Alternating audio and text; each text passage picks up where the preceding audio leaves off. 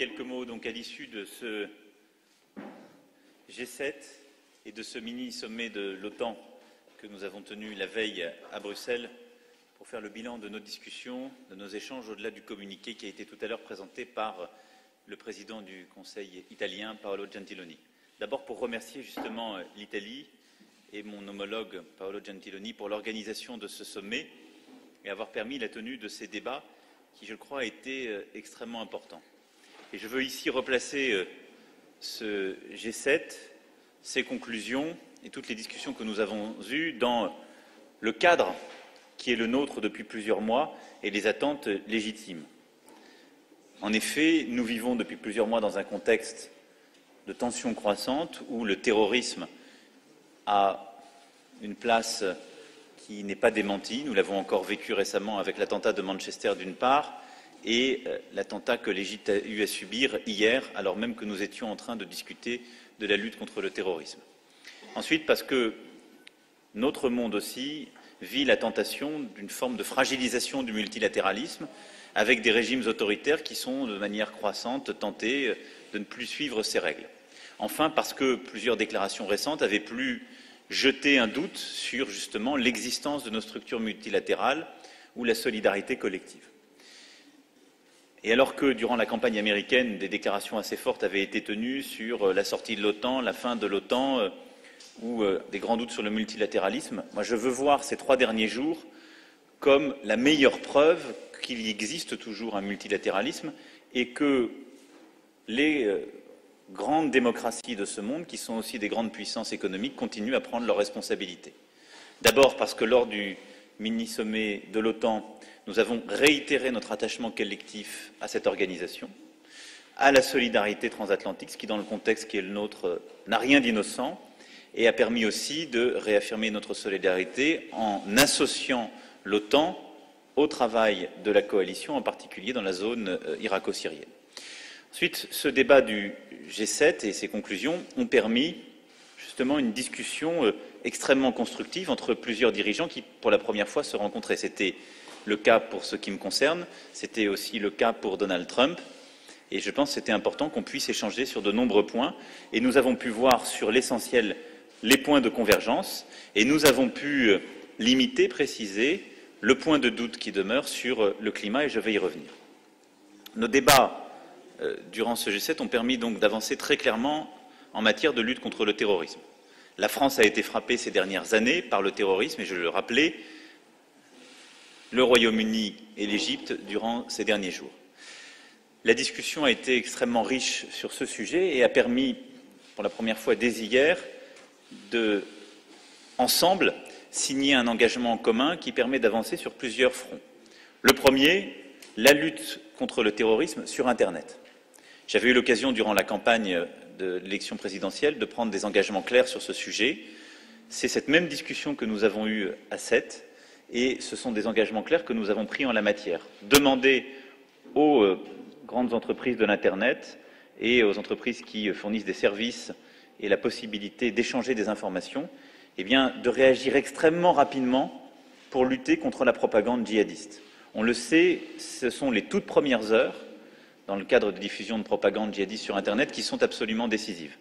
C'est pourquoi nous avons donc collectivement pris cet engagement, mais pris aussi l'engagement de travailler collectivement dans le périmètre du G7 pour pouvoir justement renforcer les contraintes, inciter les opérateurs d'Internet à mieux coopérer avec nos services et également à agir plus promptement de leur propre initiative pour supprimer toutes les informations qui manipulent des individus ou les conduisent parfois aux pires extrémités. Ensuite, nous avons pris un engagement clair en matière de lutte contre le financement du terrorisme et de tous les trafics qui aident à financer le terrorisme. La France lutte activement dans la zone sahélo-saharienne contre ces trafics.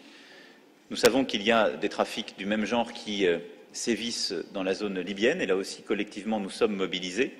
Plus largement, nous avons réitéré, ou plutôt pour la première fois affirmé, un engagement collectif de lutter contre toutes les formes de trafic qui financent le terrorisme, mais aussi de poursuivre l'initiative américaine commencée lors du déplacement de M. Trump en Arabie saoudite pour demander à l'ensemble de nos partenaires du Golfe, du Moyen-Orient et du Proche-Orient de stopper tous les financements publics et privés à l'égard des groupements terroristes.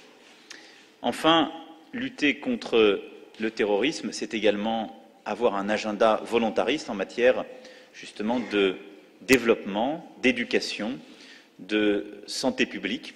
C'est d'ailleurs la nature de l'engagement que j'ai pris lorsque je me suis rendu la semaine dernière à Gao, au Mali, auprès du président Ibeka, en expliquant que l'engagement français s'articulait autour de deux logiques, la logique sécuritaire et la logique de développement, parce que bien souvent, les terroristes prospèrent sur la misère et sur le désespoir. La lutte contre le terrorisme, ce sont aussi quelques cas particuliers dont nous avons longuement discuté, et entre autres la Syrie, la Libye, la Corée du Nord. Sur la Syrie, nous sommes convenus collectivement qu'il était nécessaire que le G7 soit mieux impliqué dans les négociations de sortie de crise et la construction d'une solution politique durable et inclusive. La France jouera son rôle en la matière avec l'ensemble des pays qui étaient présents, et c'est d'ailleurs ce dont je parlerai également à M. Poutine lorsque je le verrai lundi à Paris. Je pense qu'il est indispensable que ceux qui sont aujourd'hui autour de la table sur le sujet syrien, à savoir la Turquie, l'Iran et la Russie, eh bien, prennent en compte non seulement les intérêts de l'ensemble des parties prenantes syriennes, mais également des États arabes et de toutes les puissances européennes et internationales qui ont eu à connaître soit des conséquences du terrorisme, soit des conséquences des migrations. Et donc sur ce sujet, il est absolument indispensable que nous puissions construire cette solution politique, en même temps que nous continuerons, dans le cadre de la coalition, à lutter avec beaucoup de vigueur contre tous les mouvements terroristes. L'engagement des 7 membres présents autour de la table a été complet en la matière. Sur la Libye, notre volonté, c'est de mieux articuler le travail de l'Union européenne et de l'Union africaine, de pouvoir justement rassembler l'ensemble, là aussi, des États de la région pour pouvoir aligner les positions et, en tout cas, à court terme, de conforter l'autorité seule légitime de M. Sarraj pour justement limiter les conflits et réduire les zones d'instabilité. Enfin, sur la Corée du Nord, le G7 a réaffirmé sa volonté de condamner d'une part très fermement tous les essais ainsi que toutes les initiatives balistiques prises par la Corée du Nord. La France, d'ailleurs, continue à avoir une présence dans la région extrêmement vigilante en la matière, et nous avons en particulier rappelé notre plein soutien à l'égard du Japon. Les discussions de ce matin ont pu poursuivre le travail en matière justement de politique de développement et de solidarité à l'égard de l'Afrique. Nous avons eu, dans le cadre d'une discussion élargie associant la BAD, l'Union africaine, également les institutions multilatérales compétentes et plusieurs États africains, discussion qui a permis de voir que la réalité des problèmes connus sur le terrain par les États africains suppose aussi un changement de méthode collectif.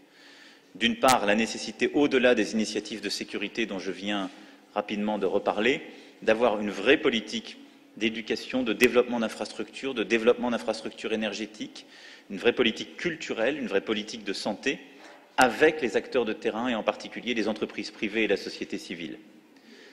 Mon souhait sera, en tout cas, au-delà du travail indispensable que nous avons à faire sur les différentes régions, avec justement les États et les organisations régionales, d'accroître les liens avec la société civile et les acteurs privés, d'être intraitable en matière de lutte contre la corruption, mais de permettre aussi que les fondamentaux des différentes sociétés et des différents États dont nous parlons puissent continuer à se développer. La meilleure politique de lutte contre les migrations, et nous pourrons y revenir si vous le souhaitez dans les questions, c'est le développement de l'Afrique et c'est la capacité offerte aux différents pays africains, qui ont d'ailleurs des défis extrêmement multiples, de lutter contre ces défis et d'éviter une migration subie, cette route de la nécessité qui fait que des millions de personnes prennent aujourd'hui des risques, traversent parfois au péril de leur vie la Méditerranée, pour pouvoir vivre dignement dans leur pays et les développer. Ce qui conduit naturellement à évoquer le sujet du climat, puisque durant cette discussion, Monsieur le Président Issoufou a pu d'ailleurs partager les défis de son pays et de la région et illustrer, si besoin était, combien le sujet climatique est un sujet de déstabilisation régionale. Le lac Tchad et le fait qu'il ait perdu 90% de sa surface durant les 20 dernières années suffit presque à lui seul à expliquer la crise de la région et les migrations subies. Ceci pour dire que ce G7 a permis de montrer, à qui pouvait en douter, que le climat n'est pas un sujet accessoire ou qui pourrait être réservé à d'autres. Nous avons eu une discussion longue, nourrie sur ce sujet, qui a mis en évidence, il faut bien le dire, des accords profonds entre 6 membres du G7 pour poursuivre l'application de l'accord de Paris, nos engagements clairs en la matière, pour des raisons évidentes. Le climat la transition climatique est une nécessité pour assurer la stabilité de nombreuses régions et parce que les principales victimes des déséquilibres climatiques, ce sont les États les plus pauvres ou les plus vulnérables. Ensuite, parce que dans nos sociétés, nous avons besoin aussi de changer les modes de production. Et enfin, parce que c'est un levier formidable de création d'innovation et d'emploi. Nous avons bien évidemment discuté avec notre partenaire américain de ce sujet qui avait fait l'objet de beaucoup de déclarations en la matière. Et je crois que les différents arguments qui ont été invoqués par les uns et les autres ont permis d'éviter que ce sommet du G7 ne vienne limiter les avancées de l'accord de Paris ou ne vienne mettre en lumière des désaccords trop profonds. Le président américain a eu l'occasion de dire qu'il prendrait dans les prochains jours ou les toutes prochaines semaines sa décision en la matière. Pour ma part, à la fois dans l'entretien bilatéral que j'ai eu avec lui comme autour de la table du G7, je lui ai dit combien, à mes yeux, il me semblait indispensable pour les équilibres internationaux, pour la réputation des États-Unis d'Amérique et pour les intérêts américains eux-mêmes, qu'il puisse confirmer ces accords, qu'il les conduise à son rythme, mais que les États-Unis restent pleinement engagés dans ce travail. J'ai, pour ma part, dans l'ensemble des discussions que j'ai eues avec le président des États-Unis d'Amérique, noté sa capacité d'écoute et sa volonté de progresser avec nous, et je crois que c'est l'un des vrais acquis de ce G7.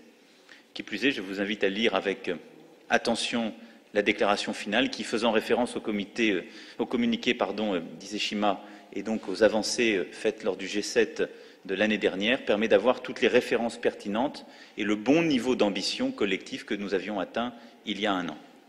Enfin, le G7 a évidemment évoqué les sujets relatifs au commerce et à la croissance internationale pour, là aussi, réaffirmer sans ambiguïté l'unité du G7 en matière de développement du commerce, dans un esprit d'ouverture, de multilatéralisme, de respect des règles de l'OMC, en particulier vis-à-vis de partenaires qui ne sont pas autour de cette table, mais qui parfois ne respectent pas les règles du commerce international. Et nous serons vigilants et intraitables en la matière, mais également en demandant donc à l'ensemble des partenaires un principe juste de réciprocité. C'est le sens de ce communiqué et de la discussion que nous avons eue en la matière. Voilà, en quelques mots, et sans doute de manière partielle, mais je crois non partiale, le compte-rendu que je souhaitais faire de cette journée d'échange. Pour ma part, ces quelques jours m'ont permis d'avoir des échanges bilatéraux avec plusieurs responsables, en marge de l'OTAN avec le président Erdogan, avec évidemment le président Trump, mais également avec la première ministre britannique, le Premier ministre canadien, M. Guterres, secrétaire général des Nations Unies, et évidemment la chancelière. J'ai pu également ce matin avoir plusieurs échanges avec les dirigeants africains que je n'avais pas pu encore avoir ou en ligne ou voir lors de mon précédent déplacement. Je vais maintenant répondre à toutes les questions utiles. Je crois qu'il y a 2 questions françaises et 2 questions internationales qui sont prévues. Président Thierry Arnaud de BFM TV, diriez-vous que l'attitude du président Trump a été le principal obstacle à la réalisation de progrès plus substantiels à l'occasion de ce G7? Est-ce que vous reprendriez à votre compte cette expression de G6+1? Sur le climat en particulier, ça a été le cas, semble-t-il. Vous avez parlé d'une discussion longue et nourrie. Madame Merkel a parlé d'une discussion très insatisfaisante.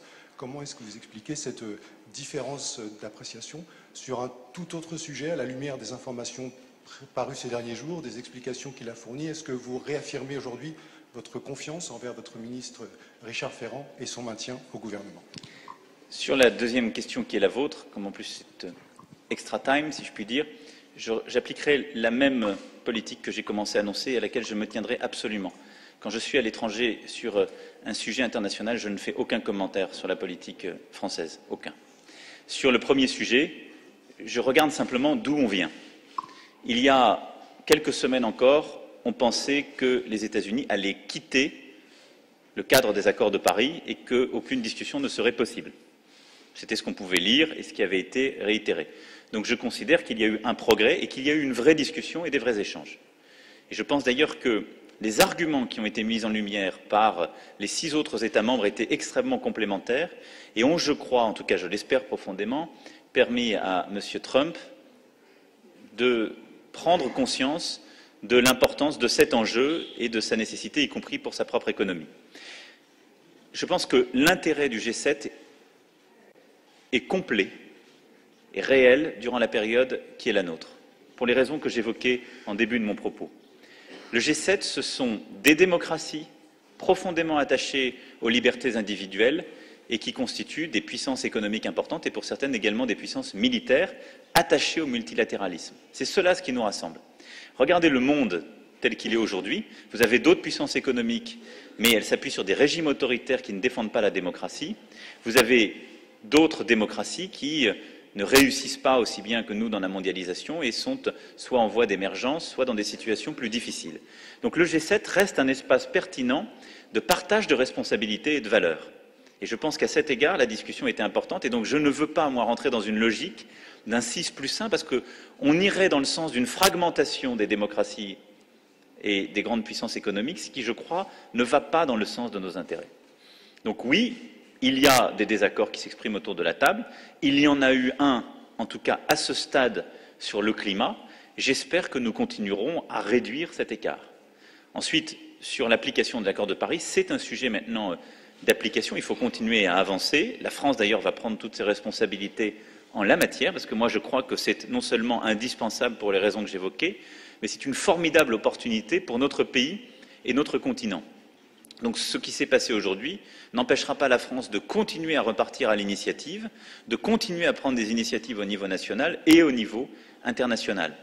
Enfin, ce qui me rend optimiste sur ce sujet, c'est que d'autres puissances ont décidé d'avoir un vrai leadership en la matière. Ce qui est d'ailleurs un argument que j'ai évoqué à M. Trump. La Chine, j'ai entendu comme vous, a pris ses responsabilités en matière climatique.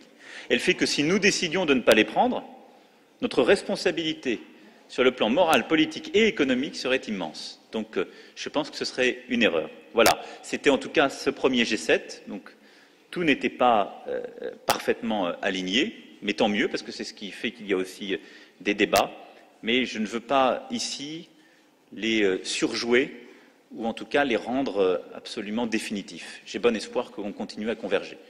Enfin, un tout dernier mot, les États-Unis étaient plus qu'alignés avec nous sur la lutte contre le terrorisme et nous avons eu là un texte très fort qui a montré aussi une vraie convergence entre les 7 États présents autour de la table. Bonjour, Monsieur le Président, Anne-Sylvaine Chassani pour le Financial Times. Donc le président Donald Trump va probablement prendre une décision dans une semaine, soit de se retirer complètement de l'accord de Paris, soit de renégocier à la baisse ses contributions. Quel est le scénario que vous préférez finalement? Parce que si finalement il reste et il négocie à la baisse ses contributions, est-ce que ça ne vaut pas mieux qu'il se retire complètement? Et puis une deuxième question plus anecdotique, c'est votre premier G7, et votre première grande séquence avec l'OTAN. Qu'est-ce que vous retenez comme moment mémorable? Peut-être la poignée de main extraordinaire, les poignées de main extraordinaires avec Donald Trump? Alors, sur le premier sujet, je ne ferai pas de spéculation sur la décision que prendra M. Trump, parce que ce n'est pas mon rôle. Mon souhait, c'est qu'il reste pleinement dans l'accord de Paris. Les États-Unis ont des engagements financiers sur le fonds climat, comme nous en avons, et d'ailleurs j'ai eu l'occasion d'expliquer à M. Trump que, rapportés à notre produit intérieur brut, nos engagements étaient même légèrement supérieurs à ceux des États-Unis. Et donc il n'est pas le seul à payer, ou il n'est pas celui qui paye le plus. Et il ne faut pas qu'il y ait d'ambiguïté en la matière. Moi, je pense que M. Trump est quelqu'un qui est pragmatique, et donc j'ai bon espoir qu'il, ayant considéré les arguments évoqués par les uns et les autres, et l'intérêt même de son pays, il confirme son engagement. Après, il le confirmera à son rythme. Mais je pense que c'est un point extrêmement important. Ça ne nous empêchera pas, quoi qu'il en soit, nous, de continuer à avancer, pour toutes les raisons que j'évoquais. Parce que quiconque déciderait de ne pas aller au bout de ses responsabilités en matière climatique ne pourrait pas dignement aller ensuite expliquer qu'on doit apporter la sécurité dans la zone sahélo-saharienne, ne pourrait pas dignement aller tenir quelques conférences commerciales ou politiques que ce soit dans la zone Pacifique et expliquer aux Fidji ou à d'autres îles que l'intérêt est ceci ou cela. Parce que le climat, c'est leur intérêt vital. Donc je pense que tout ça, il l'a bien touché du doigt lors de cette réunion. Le moment le plus fort pour moi de ces quelques jours a été la discussion d'hier après-midi, où précisément par son interactivité, par le fait que les 7 dirigeants sont autour de la table de manière extrêmement proche, parlant de tous les sujets avec une vraie confidentialité, nous avons pu partager nos vues, notre lecture de la situation mondiale, de nos intérêts réciproques. Et c'est un niveau d'intérêt et d'efficacité que j'ai trouvé vraiment inédit. Moi, je me félicite de l'absence de formalisme de ces réunions. Vous savez, il se trouve que dans des vies antérieures, il m'est arrivé de négocier des communiqués, voire de préparer des textes très longs, à peu près incompréhensibles par le commun des mortels. Les discussions, quand elles consistent à lire des papiers préparés par d'autres, n'ont que peu d'intérêt. Le grand intérêt de ces réunions, c'est que ce sont des réunions d'échange actif de convictions. Voilà ce que j'ai retenu, parce que je pense que c'est ça qui permet d'intégrer très profondément ensuite dans les décisions que nous prenons et sur le long cours, eh bien, les contraintes des autres, de mieux comprendre où sont les contraintes des autres et de construire une vraie action collective. On ne peut pas le faire sur tout, mais sur les sujets majeurs, de mieux comprendre les contraintes des partenaires et d'essayer d'avancer ensemble. Bonjour Monsieur le Président, Alain Barluet, Journal Le Figaro. Ici, en Sicile, on aurait pu s'attendre à un engagement très fort du G7 sur le problème des migrations, dont vous avez souligné à l'instant le caractère majeur. Tel n'a pas été le cas. Sincèrement, est-ce que vous n'êtes pas déçus? Expliquez-nous comment on a abouti à un résultat aussi limité, alors même que l'actualité libyenne, ces dernières heures encore, est venue nous rappeler l'urgence de se saisir de cette problématique. Merci. Vous savez, il y a des moments forts dans ces réunions internationales et des attentes. Le moment fort s'est joué sur la lutte contre le terrorisme et le climat. Vous connaissez parfaitement cette grammaire, et c'est vrai que les discussions sur l'immigration n'ont d'ailleurs pas fait l'objet du tout de dissensus ou de désaccords entre nous, mais elle ne se réglera pas à coup de communiqué du G7. Elle se réglera comment? Qu'il s'agisse du sujet libyen comme de nombreux autres, le sujet sahélo-saharien que j'évoquais, comme d'ailleurs la crise syrienne. D'abord par une vraie politique de sécurité et de stabilisation des zones où les crises politiques font qu'il y a des afflux massifs de réfugiés. Parce que c'est la première réalité de nature politique, et on la règle en ayant une vraie politique de sécurité, une feuille de route diplomatique qui permet de construire la paix. Moi, je l'ai rappelé constamment, nous l'avons d'ailleurs dit, et ça a été l'objet de nos discussions autour de la table du G7. Nous avons un ennemi principal que sont les terroristes, mais un deuxième ennemi, les États faillis. Et la Libye est un très bon exemple des errements de la communauté internationale pour essayer parfois de régler les problèmes. Moi, je ne veux pas le répliquer dans quelque État que ce soit, et c'est d'ailleurs ma lecture de la crise syrienne. Nous avons besoin d'une stabilité étatique. Ça, c'est la première manière de lutter contre les crises migratoires subies. La deuxième, c'est la lutte contre le réchauffement climatique et pour le développement. Il n'y a pas de vraie lutte contre l'immigration, c'est un sujet de long terme, mais il a été abordé ce matin comme dans la déclaration. On n'a pas une lutte efficace, réelle, si on n'aide pas au développement sur le terrain des populations et les aider à rester où elles sont, à se développer, à s'enrichir, à vivre mieux. C'est une politique au long cours, avec des urgences diverses, mais la région tchadienne, ce que vit aujourd'hui la Somalie et l'Éthiopie, ce que vit la zone sahélo-saharienne, c'est aussi cela, la nécessité d'une vraie politique, soit de lutte contre le réchauffement climatique, soit de développement. Cela, nous avons pris des engagements clairs, nous continuerons à les avoir, y compris d'ailleurs au sein de l'Union européenne en bilatéral. Et enfin, c'est d'avoir une autre politique migratoire. Et là-dessus, soyons honnêtes avec nous-mêmes, c'est un sujet européen. Ce n'est un sujet ni pour le Japon, ni pour le Canada, ni pour les États-Unis, ce qui explique peut-être votre déception. C'est une responsabilité européenne. Par le passé, j'ai pris des positions très claires en soutien à l'égard de la chancelière, et je crois que collectivement d'ailleurs, nous n'avons pas été clairs, y compris l'Allemagne, lorsque l'Italie a eu à vivre Mare Nostrum et justement les premières conséquences des vagues migratoires. Nous devons gérer différemment notre migration, nos migrations. Et donc c'est pour cela que, dans l'agenda de court terme que je défends et que j'ai partagé avec la chancelière, dans cette Europe qui protège, il y a la volonté très claire d'avoir une autre politique migratoire. C'est-à-dire à côté d'un vrai volontarisme en matière de maintien de la sécurité, de lutte contre le réchauffement climatique et pour le développement, eh bien d'avoir une politique commune de la gestion de l'asile et d'avoir surtout une politique d'acceptation des migrations économiques ou des droits d'asile avec les pays tiers ou pays d'origine. C'est la seule chose qui permettra d'éviter à des millions de personnes de prendre tous les risques, par la route des Balkans d'abord, puis par la route de la Méditerranée. Des centaines de milliers d'entre eux ne savent même pas s'ils auront à l'issue une procédure qui aboutira sur un résultat et la capacité à obtenir des papiers. C'est à la fois plus efficace et plus humain d'avoir cette gestion de notre politique migratoire. C'est en plus ce qui évitera de porter toute la charge sur les pays d'entrée, l'Italie et la Grèce en particulier. Et donc ça s'inscrit dans une réforme évidemment de Dublin, mais plus largement dans une politique qui me semble plus adaptée. Donc voilà, pour être très concret avec vous, ce volet-là, c'est avant tout un volet européen. Et je l'ai dit la semaine dernière quand je me suis rendu en Allemagne, je l'ai partagé avec la chancelière. Sur l'Union européenne et la zone euro, on a un agenda de moyen terme sur lequel je n'abandonne rien et sur lequel je veux travailler avec l'Allemagne, l'ensemble de nos partenaires et les institutions. Je m'y suis exprimé longuement sur celui-ci durant la campagne. Mais à court terme, je veux une Europe qui protège mieux, la réforme du travail détaché, la réciprocité commerciale, la lutte contre le dumping commercial et une vraie réforme de l'asile et la gestion avec les pays tiers. Dernière question. Bonjour Monsieur le Président, John Irish de l'agence Reuters. Le communiqué aujourd'hui appelle des éventuelles nouvelles mesures à l'encontre de la Russie s'il n'y a pas d'évolution sur l'Ukraine.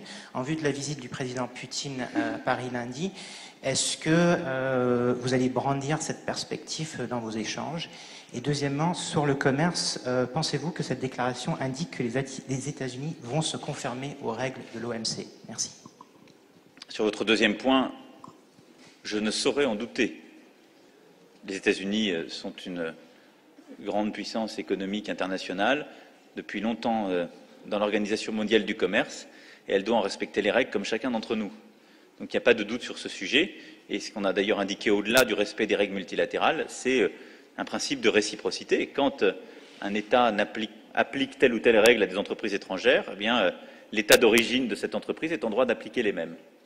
Mais nous avons réitéré en effet notre volonté de nous conformer aux règles de l'OMC, ce qui me semble d'ailleurs assez évident. Le président Trump a une autre approche de la politique commerciale que son prédécesseur. Je crois que ça n'aura échappé à personne. S'il a dénoncé des accords régionaux, il n'a à aucun moment indiqué sa volonté de sortir du cadre multilatéral de l'OMC. Et donc c'est bien dans ce cadre que nous nous inscrivons tous. Et pour notre part, nous continuerons, pour le reste, à avancer avec ce principe de réciprocité qui nous permettra la lutte contre le dumping et donc la naïveté parfois indue. C'est, je pense, un élément extrêmement important. Et là-dessus, je ne veux pas non plus qu'il y ait de doute. Pardon, j'ai oublié votre premier point? Oui, sur la Russie. Écoutez, le communiqué du G7 a réaffirmé quels sont nos principes clairs et constants en la matière, ce que je partagerai d'ailleurs avec le président Poutine lundi. J'aurai un dialogue exigeant avec la Russie. Mais ça veut dire avoir malgré tout un dialogue. La Russie a en effet envahi l'Ukraine. Il y a un processus, le processus de Minsk, qui très clairement a indiqué la volonté d'une désescalade et d'encadrer la sortie de crise, avec des efforts de part et d'autre. Il y a ensuite des sanctions qui ont été prises et des contre-sanctions. Ce qui a été rappelé dans le communiqué du G7, c'est cette volonté de suivre le cours de ce processus et de n'accepter aucune forme d'exception ni aucun relâchement. Donc je me conformerai à ces principes parce que je les soutiens et je les ai constamment soutenus. Donc nous aurons cet échange. Pour autant, je considère qu'il est indispensable de parler avec la Russie parce qu'il y a nombre de sujets internationaux qui ne se régleront pas sans avoir un échange exigeant avec les Russes, et en particulier le sujet syrien.